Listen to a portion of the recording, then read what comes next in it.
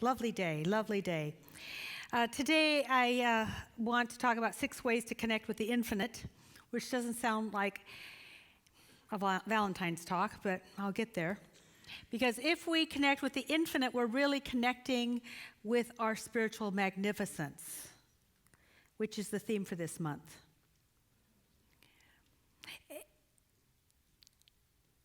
And the essence of that magnificence is love. It's the highest name for God, and it's what you feel when you feel your best. Even if you think you're having some other experience, there's love in that. Did you know that the body has a certain language, and it has a language no matter what the other people are speaking? Did you know that?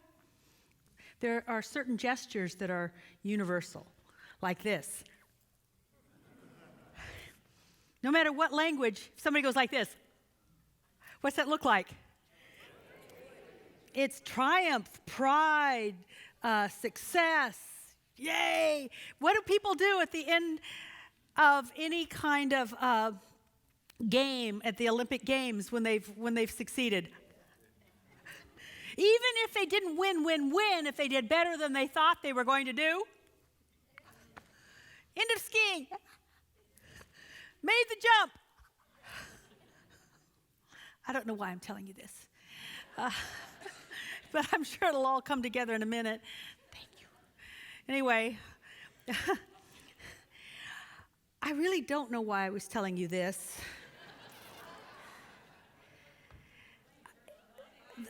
Well, even that. But it'll all come together. I trust that if I got that download, somehow it will be snuck into the talk later. But let me go on to say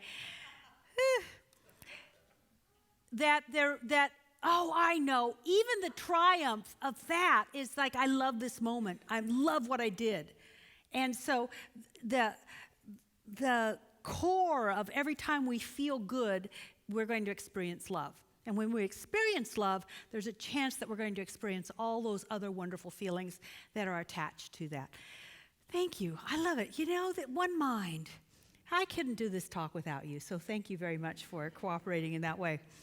I want to share with you something that a minister buddy of mine shared with me, many years ago. And it was by Mike Baker, and he said, everyone is living out of their unhealed past or their spiritual magnificence. We're living out of that. We are operating out of that. We're either operating out of that which still hurts, or we're operating out of our true spiritual self. And it kind of makes sense. And it keeps us, if we're not living out of our spiritual magnificence, it keeps us from knowing what God is, which is love. How many of you have ever bumped into people who are living out of their unhealed past? So let's just take it for granted sometimes you have too. See, if God is love, it is always giving, it's always blessing, it's always empowering, it's always healing, it's always supporting, it's always protecting, because that's what love does. And God is always doing it, and it doesn't play favorites, it just does it. But those unhealed places keep us from accepting it. We're either all scarred up and we can't feel it, or we're really reactionary. And so even when love comes towards us, it doesn't look the way we expected it to, or it may have some sort of semblance of something that hurt us in the past, so we go, ooh. So those scars or those reactive buttons keep us from accepting what God's doing, which is giving, because it's love. Now, that means we have 2 things we can be doing to have the life that we want. And how many of you would like to just have a bigger life? It's not that it would get any better, but there'd be more of it. Because you can't run out of the love you can have, the friendships, the opportunities, the fun, the creativity. So if we want more of that, what we really want is more God. But if we're always living out of our spiritual magnificence, which is our connection to God, or we're living out of our unhealed past, there's two things to do to have a bigger life. One is to heal all those sore places, to heal the past. Just think how long that'd take. Wouldn't that be fun? Oh, gee. So we can either heal our past or we can court the presence in the present. Meaning we can court our spiritual magnificence and move into it. But here's the deal. I'm going to give you the first step is just to have a step. I'm going to give you 6 ways to connect to the infinite or your spiritual magnificence. And the first step is you're going to really want to have to do it. You're really going to have to want to do it. You better want to do it. Because if you start to court that which is love itself, those things that are unlike love will start to show up. So you're really going to want to do it. You're going to have to want and really desire to give up being right about everything that's wrong.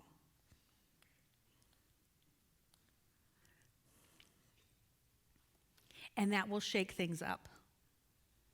Because it's not only about the right and wrong, we just know how to handle life as it is, so you will actually have to be able and willing to surrender the way you think life is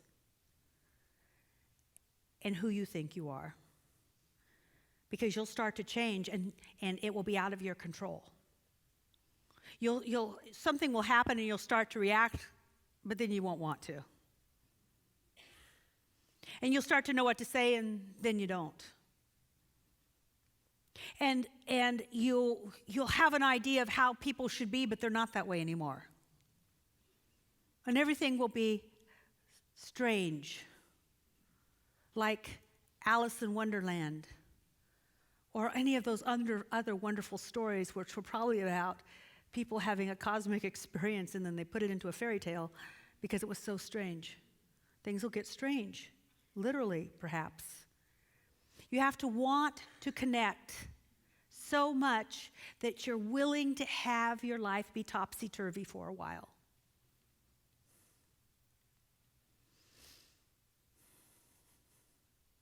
You'll forgive people. In fact, you'll actually sort of forget they did it. And then what kind of relationship will you have with them? Things will just shift. And it could be scary. I'll tell you one of the scary times that I've told a few people, but not many. When I really started to get serious about my spiritual practice and really wanted to connect with God, I was in ministerial school, so it was quite a number of years ago.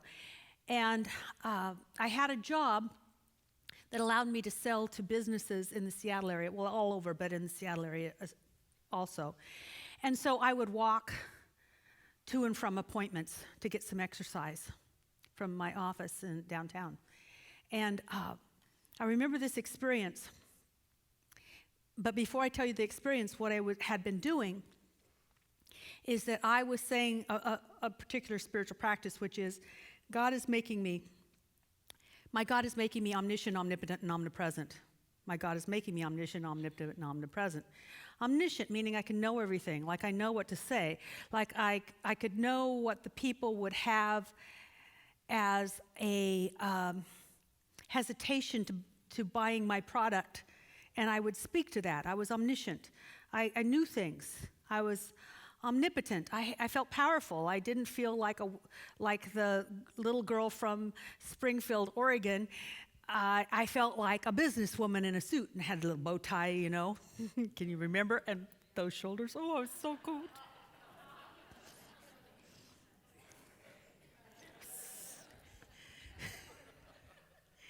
So I was omniscient and omnipotent. But then I'd say this thing, but I can't be omnipresent. There's no omnipresent. How can you be everywhere present? You can't be everywhere present. God's not making me everywhere present, but I would say God is making me omniscient, omnipotent, and omnipresent. So I had this experience. It was on Stewart Street.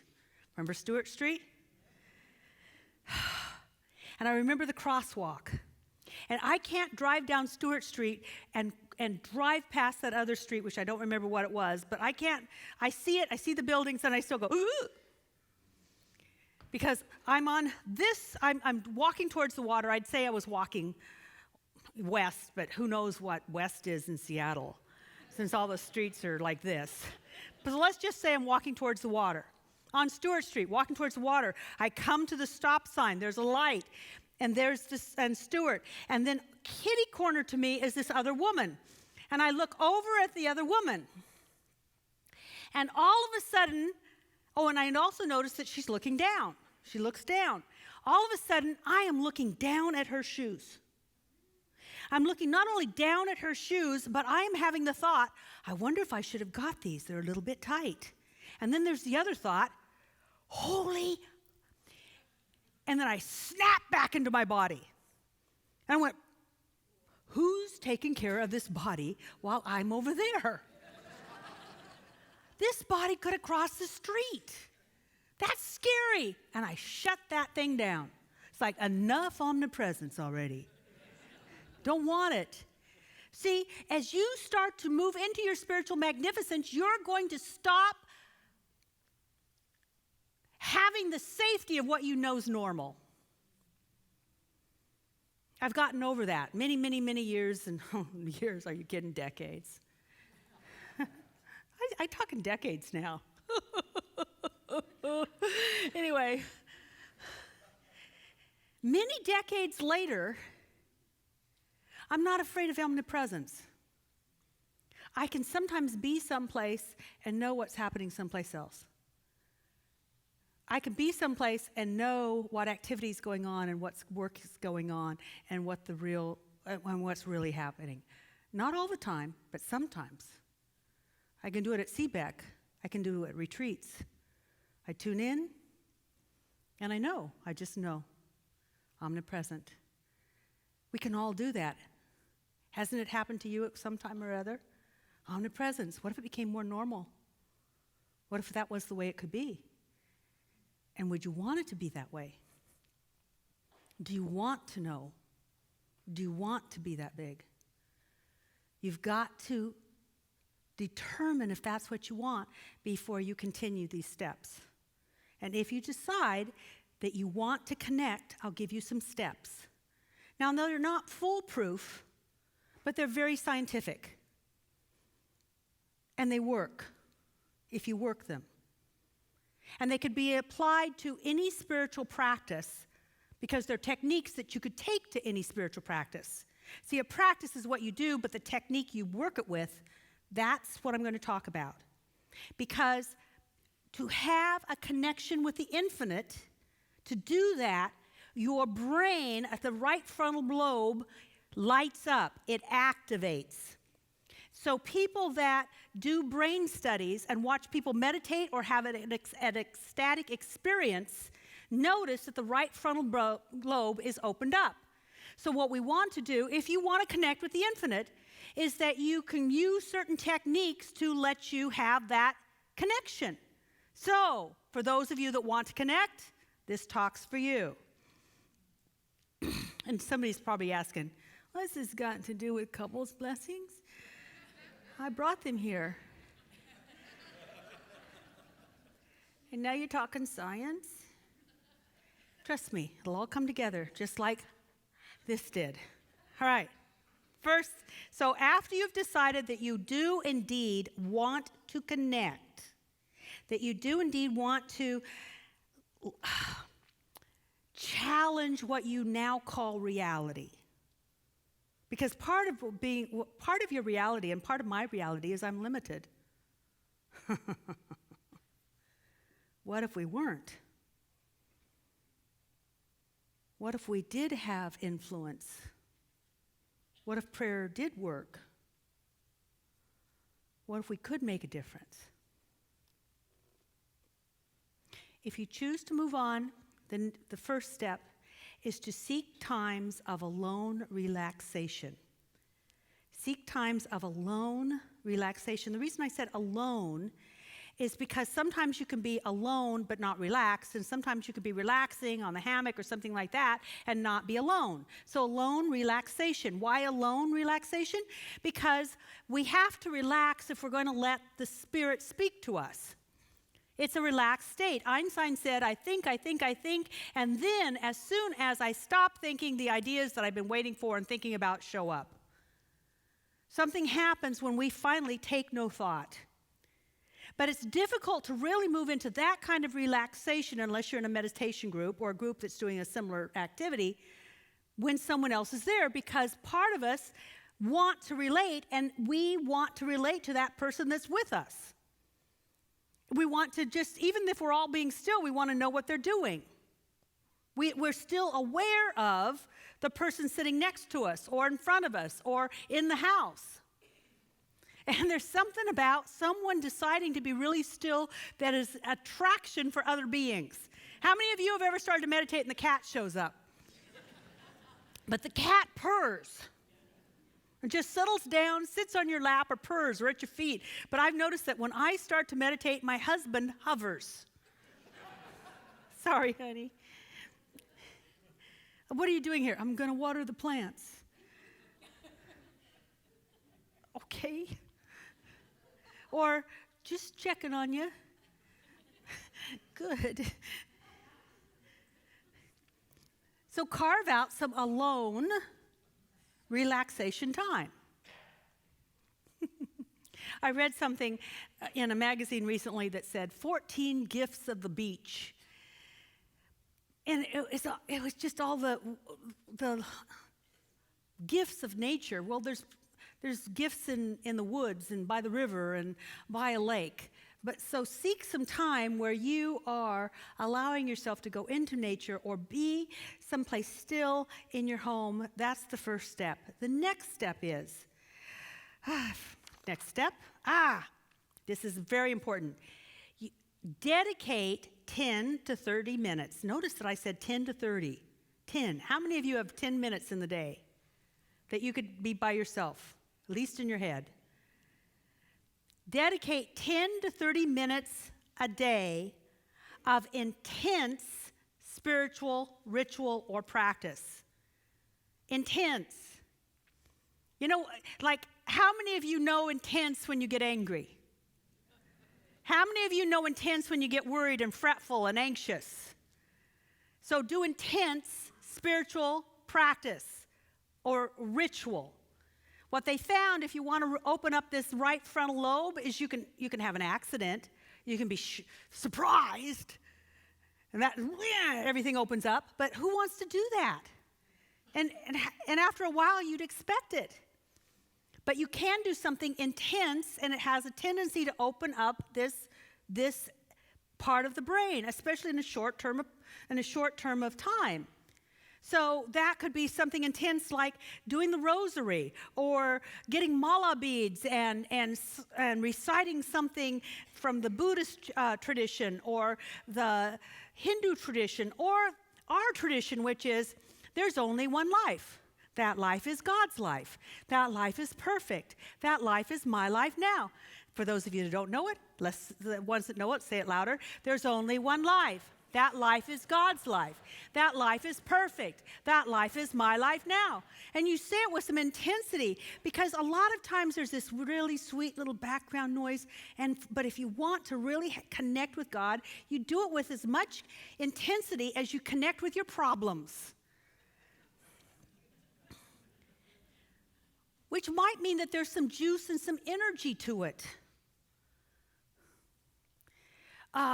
Get your body involved. So there's some people that do fear to faith worksheets and they get their body involved. If we were Jewish, we'd be rocking back and forth. You know, I rock back and forth. I had no idea I walked back and forth until somebody was behind me and said, you rock back and forth all the time. Well, if you were doing that on the bus, people would think you were a rabbi. It's so wonderful. They'd probably, hey, would you help you out? Now, let me give you an illustration of what this does. I mean, intensity, go for it. There was a time that I didn't know about this process. I didn't know about how the brain worked. But I wanted a shift in consciousness, and I was on the first floor of a hospital, and I wanted a shift in consciousness by the time I got to the fourth floor. I didn't want to do what I was going to do, and I was yelling at the top of my voice inside my head because there were people in the elevator, so I didn't yell out loud. But in my head, I was yelling, I will see only God, I'll see only God, I'll see only God, I'll see only God, I'll see only God. Omniscient, omnipotent, omnipresent, I see only God, I see only. Fourth floor, the elevators opened, and I saw only God. I saw only God. I saw all of the machines in the ICU and all of the tubes and all of the smell. All of it was just God acting through human beings to support life. It was God supporting life. It was like, wow, it was heavenly. And I've never taken any kind of drugs that would make you feel that way, but I understand why people would.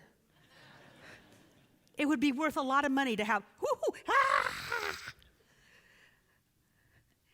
It was intense, and that did something. All I know, that intensity, that desire, and that intensity of what was going on in my mind and my thoughts opened something up, and I saw as God sees. Intense. And I say this because you guys are intense. I mean, what happens at a Seahawks game? Can you be for 10 minutes that excited about connecting with something that will give you a whole new view of things? It's intense. And it's not about being intense all your life. It's for 10 minutes or 30. You wait for the shift. That's the third step. Wait for the shift. And you'll feel the shift, and then you know it's happened. Ernest Holmes said, you pray till there's a shift in consciousness, because consciousness is cause. There's something that we do in some of my classes, which is, it's called prayer in the round, but what we do is we stay with a certain step of prayer or a certain phase of prayer until there's a shift. We all know the shift. We feel the shift. There's no doubt that there's a shift. I don't know how to explain a shift, but you'll know there's a shift when there's a shift. And then when we feel that shift, then we go for another phase until there's a shift. And when the shift happens, we all just move along, and we feel it, we know it. It's knowable. After you feel that shift, you sort of linger there. And you let this shift in consciousness inform you about your next step. So my next step is I stepped out of that elevator and walked around the ICU as I went to the person I was supposed to go see. And sure enough, she looked like I thought she would, which is the reason I didn't want to go. She'd had a huge brain injury. They'd shaved her head. There were scars all over. There were tubes running everywhere. And all I could see was some woman as beautiful as Cyndi Lauper. You remember Cyndi Lauper? Yeah. By the way, the people that wanted me there because they thought she was about to die. She was given no hope, and in 2 days she was out. God recognized produces something. So that was what I was informed to do. What happens is if you make a shift, it will start to form in you. You're informed in what to do, but it reforms you. You're reformed. People don't bug you as much. The job's not as stressful. It's really not that big a deal. Things happen and things are different because you've been reformed inside. The shift reforms you and starts to let you identify with magnificence instead of trouble. The last step of all of this is to pay attention and write down what you have learned. Record your insights. Because a lot of times we have these mystical experiences, these life-forming experiences, and all we can remember is that there was an experience. What I learned a long time ago is if I write it down, I can recall it And it's almost like having the experience again. So I have journals where, and then I take out certain pages of the journals because I've written aha in them. And I read them over and I go, wow, that's brilliant. That was brilliant. Why'd I forget? This becomes your own Bible, your own holy book, because it came out of you. And as Jesus said, it's not what comes to you that will save you. It's what comes out of you. What are you willing to have come out of you? And are you going to record it for you? Not to tell other people. For you. Now, what's this have to do with being a couple? People that are living out of their spiritual magnificence have better relationships than people that live out of their unhealed past. And you're all in relationship. Whether you have a significant other or you don't. If you're on this planet, you're relating to people. Even if you choose to be a complete loner, unless you find yourself a cave, and then somebody's still got to send you food, or you're eating snow, and if you are, we want to hear from you. But you're all in relationship. Some are just further relationships, and some are closer relationships. But we're all in relationships. And people who are living out of their spiritual magnificence know these things and practice these things. Because, see, relationships are a mirror.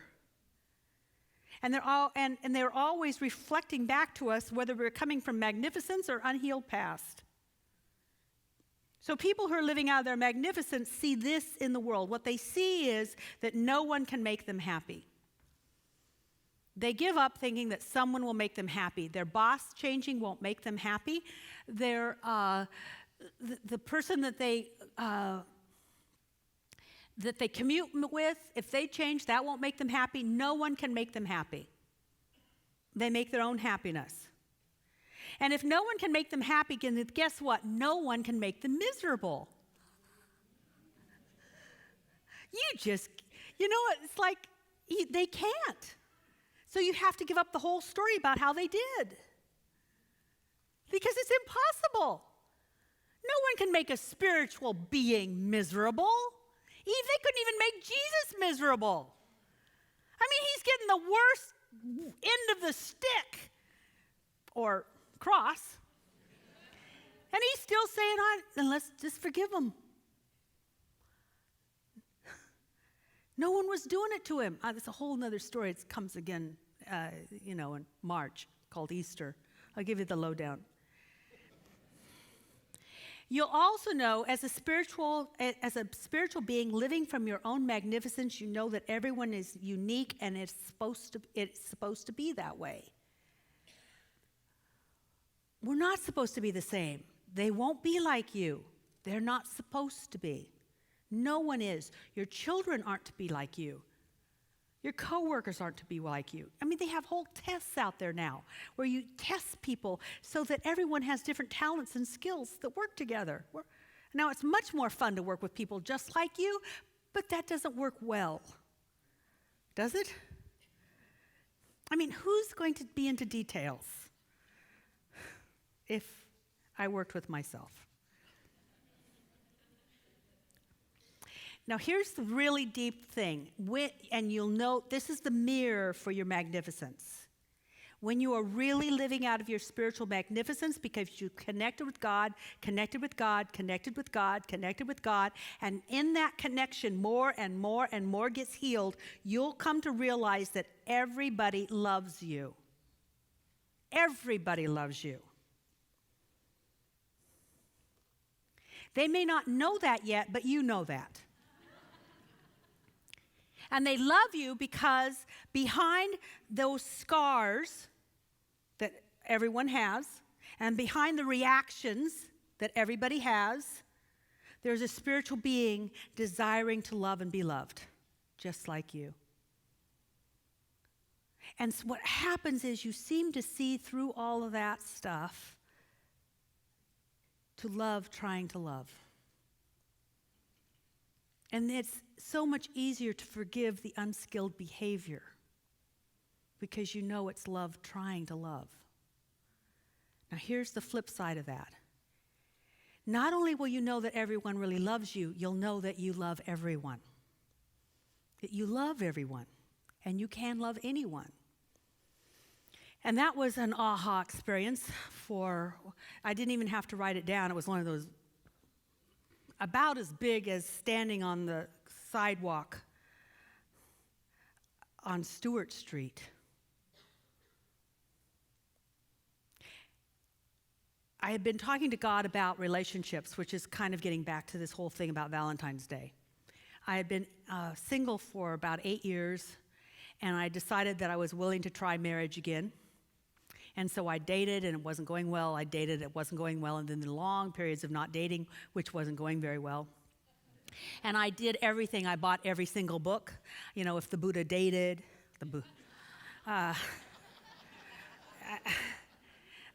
in the meantime, I mean, every sort of book, if there was out 15 years ago, I read it. I had rituals. I was told that if you light a candle and you pray for your honey, by the time the candle comes to the very end, he'll show up. Didn't happen. So if you do crazy stuff, I know what that's like. That's what I'm trying to say. I did everything. Had every person that I know praying for me, and I know a lot of people. So I finally had a very intense moment. I lived in a condo in Pioneer Square, and as the elevator, I need more elevator time. Oh, I just got it. God lives in elevators. Because I was going up to the 4th floor. Oh my goodness, in an elevator. I just put it together. Okay, so I was going up the 4th floor in an elevator, and I was having this very intense conversation with God. I've done everything. I'm a good person. I deserve to have a honey. I deserve to be married for the rest of my life. I don't want to dink around anymore, and I have done everything. I've worked on myself. I've cleaned my karma. I have no past. I prayed. Now give me a honey. Kind of like that. But it was intense. The doors opened once again. Oh my God, the metaphor. God is so cute. The doors opened. I walked out into the landing of my condo, and I got it. I mean, it wasn't even words. It was just a download. Huge. That God as me was love, therefore I could love anybody. And so I tried it out. I brought into my awareness somebody I just dated, which I really didn't want to love. And I brought him into my consciousness, and I thought that from this space, I could love them. And so I thought, well, I could love the next person off the elevator. But what if they have somebody? Won't that be odd? And the universe said, since you can love anyone, choose someone who you want to play with for the rest of your life. Oh. So then it was no longer about, how many of you have had this conversation? Who can I love? Who can love me? It's the wrong conversation. Who do I want to spend time with? Who can I want to play with for the rest of my life? And I'll tell you, Tim and I, we met before horses. Before I found out that he wanted to be a farm boy. Before I found out that his idea of a good time is buying another tractor. You know, it's like,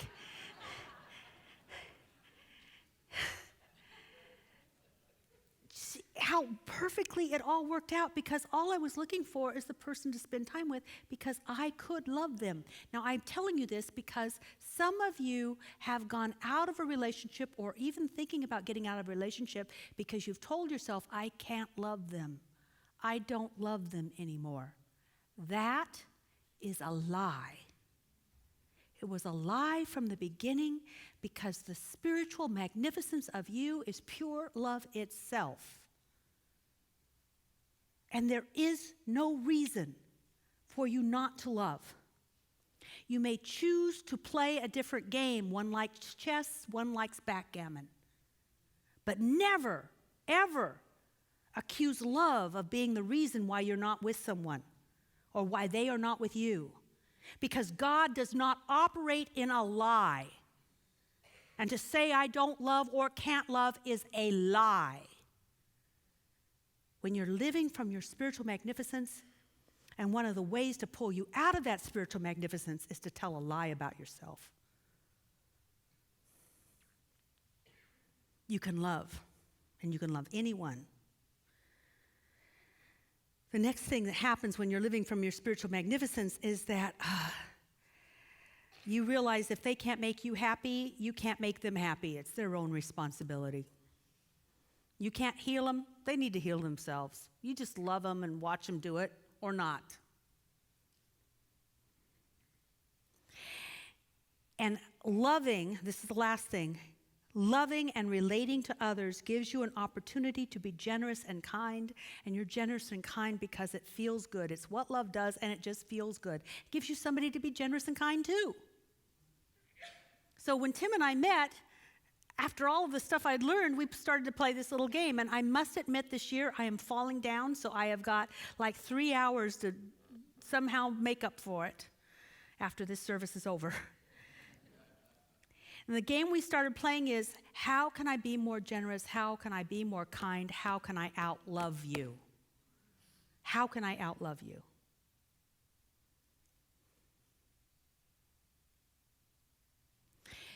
Relationships, as I said, are a mirror.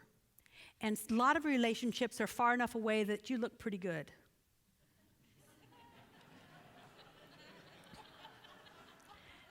I'm going to say this out to you, and I want you to notice it now, but there's something I've noticed in hotels. Hotels have the best mirrors, especially the mirrors that are always across the hall from the elevator. Have you ever noticed they make you look 20 pounds smaller? And there's something about the lighting, you always look very beautiful. I love hotel mirrors. And I honestly think they do that so you go, I love this hotel. Intimate relationships are not hotel mirrors. Intimate relationships are mirrors, but they're the kinds with the bright lights that magnify. And just when you thought all those pores had gotten smaller, oh, not so much. That's what an intimate relationship does, but it gives you an opportunity to see yourself as you really are. And when you practice connecting to God so that you live from your spiritual magnificence, all you will see in the beloved is spiritual magnificence.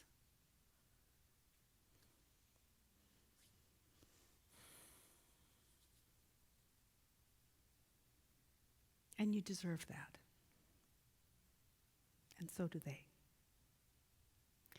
So I want to call up our couples for a couple's blessing. So come on up, and the ones first up, like I know some of you are going to sit there, and are we going to have a couple's blessing? You know you are. If you know you are, please come up here. So, come on. And I'd like to start out with people coming up on stage because it's going to take a lot of room. So please, some people come up on stage. Thank you, Garth. Thank you, Lyndon. Thank you, Chris. Thank you, Carol. Thank you.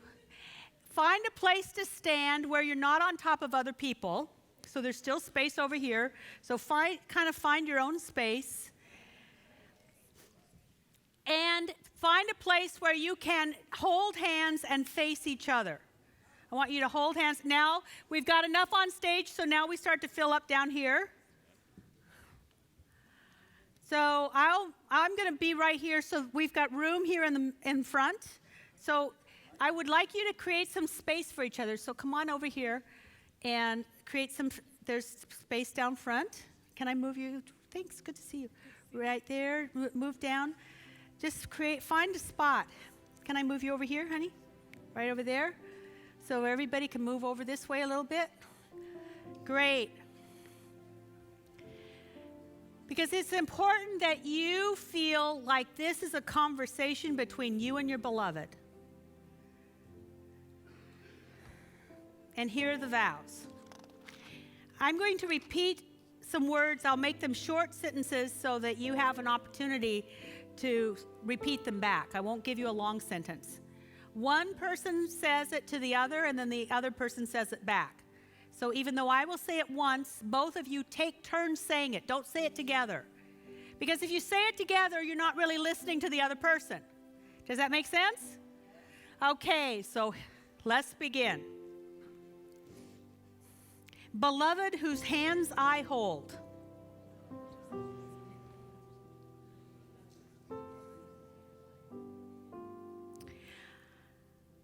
I promise to spend more time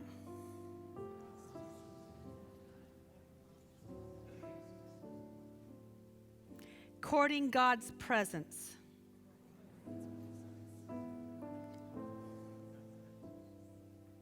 So I can bring my magnificent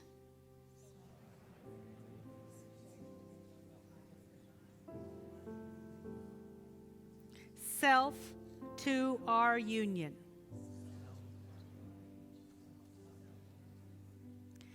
I promise to free you from needing to make me happy.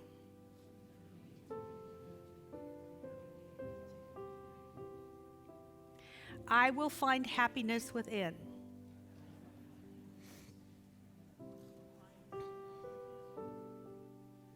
I promise to seek ways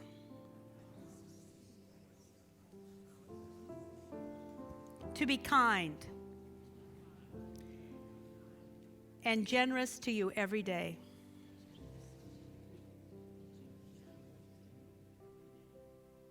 I promise to speak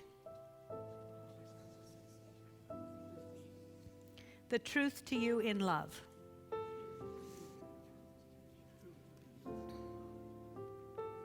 I promise to expect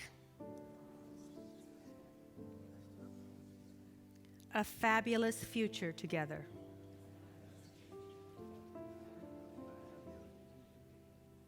And therefore, by the power vested in me, by the power of the Holy Spirit, I pronounce you in love.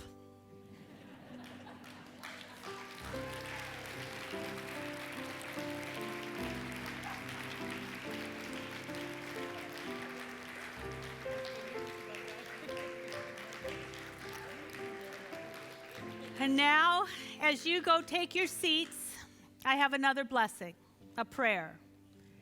For everyone out there who wants to find the person that they can be a mirror for and who can be their reflection of love. Everyone who's single who wants to find their soulmate, please stand up. Only 2 people are willing to stand up. Okay, they're back there. I'll wait for everybody else to sit down, and I'll be able to see you. This is good. They're standing up. This is good. This is good. Great. See, I'm going to say the words, but this is what I believe. I believe that a desire, a true desire, is placed in our heart because the fulfillment of that desire already exists. It would be a cruel universe and a cruel God to put a desire in your heart knowing that it could never be fulfilled. And I don't believe in that God. I believe in a God of fulfillment. So this is my prayer. I speak my word of blessing to each person standing. I speak my word of blessing that the heart knows what the heart wants, and the heart wants what is already belonging to the heart. And so for each person that is now desirous of a mate, I give thanks that that mate is desirous of them. And it is the omniscience, the omnipotence, and the omnipresence of God that will bring them together. They will know where to be and how to speak and how to recognize that one, the one that they can evolve with and grow with and play with for the rest of their life. Out of all the billions of people that are available to love, the one that will support them and bring them satisfaction and fulfillment for the rest of their life is now being pulled to them as they are being pulled to that person. And I am so grateful that this is happening now. That the law of attraction is now activated, and the law of attention is now awakened, and the law of mental equivalence of being loved and loving is now living inside of them. And I bless this moment. May the attraction continue until the two become one, as they are all one with God. And the angels sing, hallelujah. And so it is.